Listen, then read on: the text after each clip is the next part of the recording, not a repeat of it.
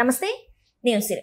గత ప్రభుత్వ హయాంలో సలహాదారులు అంటే ఎవరనేది మనకి ఇప్పటికి కూడా ఒక క్లారిటీ అయితే లేదు. ఎప్పుడు చూసినా మనకి ఒకటే పేరు వినిపించేది, సకల శాఖ మంత్రిగా సజ్జల గారి పేరు అయితే వినిపించేది. కానీ అలా కాదు, అసలు సలహాదారులు అంటే ఎలా ఉండాలి అని చెప్పి ఈ ప్రభుత్వం తీసుకున్న నిర్ణయం రాష్ట్ర గౌరవ సలహాదారులుగా అయితే నియమించడం జరిగింది. సో వాళ్ళు అసలు ఎవరు, దేనికి ఈ సలహాదారుని నియమించారనే అంశాన్ని మనకు వివరించడానికి మనతో పాటు ఉన్నారు ప్రముఖ రాజకీయ విశ్లేషకులు హర్షమల్లి గారు. నమస్కారం సార్. నమస్కారం అండి. ఇప్పుడు చూస్తుంటే గత ప్రభుత్వ హయాంలో అసలు మాట్లాడతానని ఎప్పుడు అనుకుంటూ ఉంటాను, కానీ ప్రతిసారి మాట్లాడాల్సిన అవసరం వస్తుంది సార్. ఏంటంటే గత ప్రభుత్వ హయాంలో సలహాదారులు అంటే ఎవరనేది నాకైతే ఇప్పటికి ఒక ఐడియా అయితే లేదు సార్. కానీ ఇప్పుడున్న ప్రభుత్వం మాత్రం సలహాదారులు అంటే వీళ్ళు ఇలా ఉండాలి అన్నట్టుగా ఒక అర్థం చెప్పినట్టు అనిపిస్తుంది సార్. దీని మీద మీ అభిప్రాయం ఏంటి సార్? ఇప్పుడు యాక్చువల్గా గత ప్రభుత్వంలో సలహాదారులుగా నియమించుకున్న వాళ్ళని చూస్తే సాధారణంగా ప్రభుత్వాలకు సలహాదారులు ఒక గౌరవప్రదమైన స్థానం, సమాజంలో వాళ్ళ సేవలు ఇవన్నీ చూసిస్తారు. అంటే వాళ్ళ రాష్ట్రానికి ఏదైనా ఉపయోగం పనికొచ్చే విధంగా ఉండి చూసుకుని ఇచ్చేవారు. గతంలో ఎప్పటి నుంచో ఉన్నాయి సలహాదారులు, పరిమితంగా ఉండి. గత ప్రభుత్వ హయాంలో ఓడగొట్టిన మంచంగోళ్ళు, కిలమెక్కిన తప్పేళాలో మూతలు లేని మనసెంబులు అందరికీ ఇచ్చేశారు. దాంతో ఈ సలహాదారుల పదవులు అంటే తేలిక భావం వచ్చింది. దానికి కారణం ఏంటంటే సజ్జల రామకృష్ణారెడ్డి మనకు ప్రముఖంగా వినిపించే పేరు.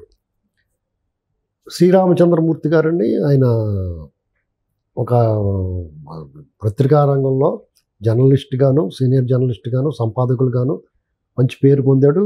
జ్ఞాని. ఆయన ఎక్కువ రోజులు ఇవ్వలేదు, వచ్చేసాడు బయటికి. బాబోయ్ వీళ్ళతో మనకు అనవసరం, బాబు ఇలాంటి వాళ్ళతో ఉండకూడదని. దేవులపల్లి అమరు లాంటి వాళ్ళకేమో ఒక నియమించుకున్నాడు ఆయన. ఆయనకు కావాల్సినంత పొట్టలు ఇచ్చిపోవడం, ఇంకా ఆయన పైన ఆయన బాగా మోదటం, నేషనల్ మీడియాని మేనేజ్ చేయడం, ఇలాంటి దాంట్లో ఉన్నాడు. అంటే వాళ్ళ దారులన్నీ అడ్డదారులు. వాళ్ళు అంతకుముందు మంచిగా పనిచేసినా కానీ అడ్డదారుల్లోనూ జగన్మోహన్ రెడ్డిని అనుసరించి నడిచారు. ఇంకా చాలామంది ఈయనకు వైద్యం చేసిన డాక్టరు, అంటే కోడికత్తి కట్టుకట్టిన వాళ్ళు, ఇలాంటి వాళ్ళు అందరినీ తీసుకొచ్చి పెట్టుకున్నాడు. అంటే 200 మంది ఉన్నారు సలహాదారులు.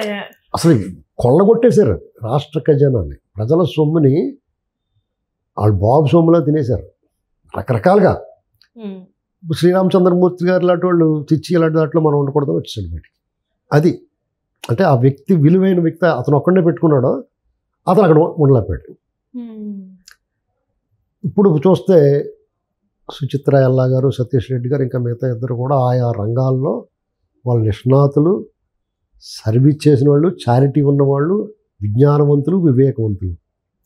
వాళ్ళ వల్ల రాష్ట్రానికి కానీ ప్రజలకు కానీ ఎంతో కొంత మేలు జరుగుతుంది. వాళ్ళు చారిటీలు కూడా చేసి ఉన్నవాళ్ళు ఉన్నారు.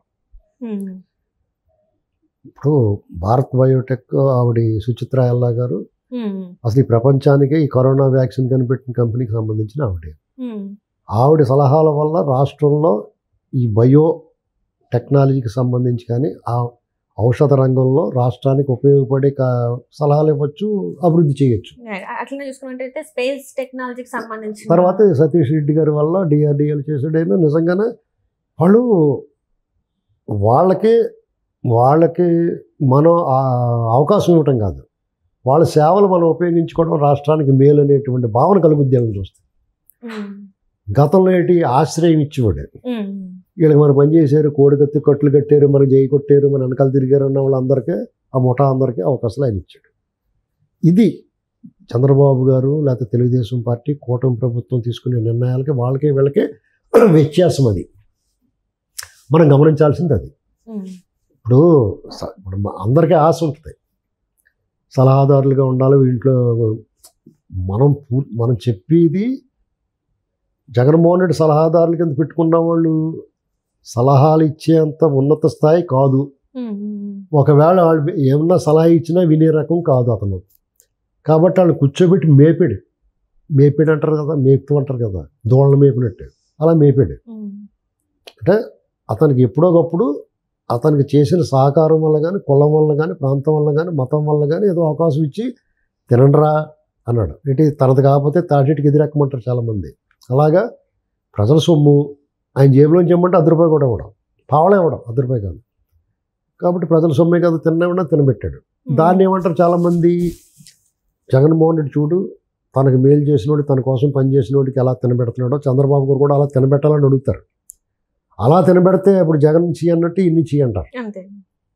తాత్కాలికంగా తను నమ్ముకున్నవాడికి మేలు చేయడరా అన్నట్టుగా చెప్తారు. కానీ ప్రజల దృష్టిలో కానీ తర్వాత రోజుల్లో అది చెడ్డ పేరు తెస్తుంది.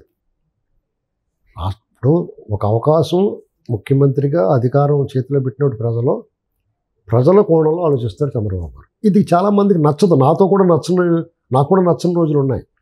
ఏటా ఆయన ఎలా చేస్తున్నాడో, పనిచేసిన వాళ్ళకి ఇచ్చి పాడదొబ్బాలి కదా అనుకుంటాం. కానీ అది కరెక్ట్ కాదు. నిదానంగా తెలుస్తుంది మనకి కూడా. ఇప్పుడు ఆయన సలహాదారులుగా నియమించుకున్న వాళ్ళు చరిత్ర, బ్యాక్గ్రౌండ్, వాళ్ళ చదువు, వాళ్ళ విజ్ఞానం అన్నీ గమనిస్తే డెఫినెట్గా రాష్ట్రానికి మంచి జరుగుద్ది, మంచి రోజులు వస్తాయని అనిపిస్తుంది. ఇప్పుడు నవనగరాలు అన్నారు. నవనగరాలకి ఎవరో ఒకళ్ళు ఇష్టమైన రాజకీయ నాయకుల పేర్లు, లేకపోతే వాళ్ళ పార్టీకి సంబంధించిన వాళ్ళ పేర్లు పెట్టేసుకోకుండా రాష్ట్రం కోసం పనిచేసిన వాళ్ళు, పేరు ప్రఖ్యాతులు ఉన్నవాళ్ళు, రాష్ట్రం కోసం ఎంతో కొంత త్యాగం చేసిన వాళ్ళు, ఆయా రంగాల్లో కృషి చేసిన వాళ్ళు పేర్లు పెట్టదలుచుకున్నారు. అది ఆహ్వానించదగ్గ పరిణామం కదా.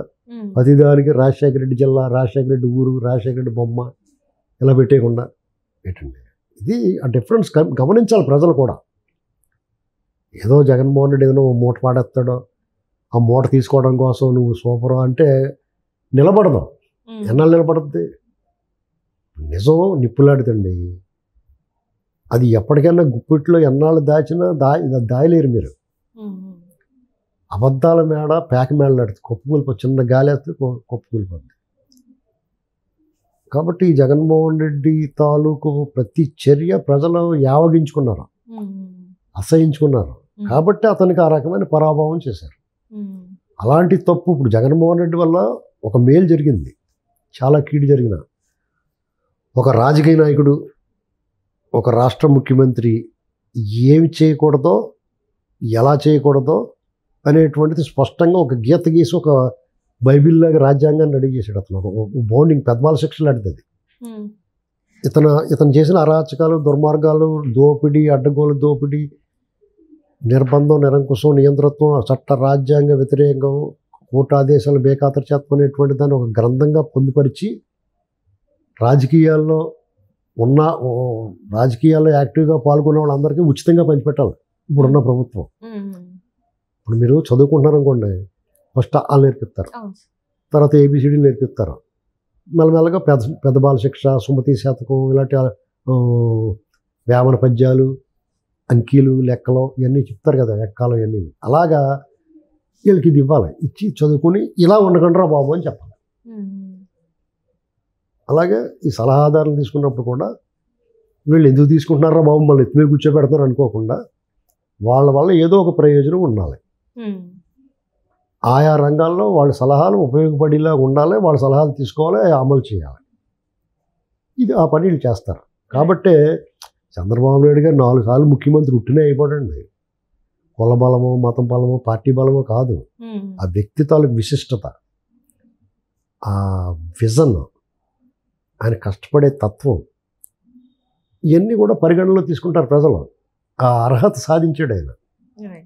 దానివల్ల వచ్చే ఫలితం మన కూటమి విజయంలాగా ఉంటుంది. Right. Thank you so much.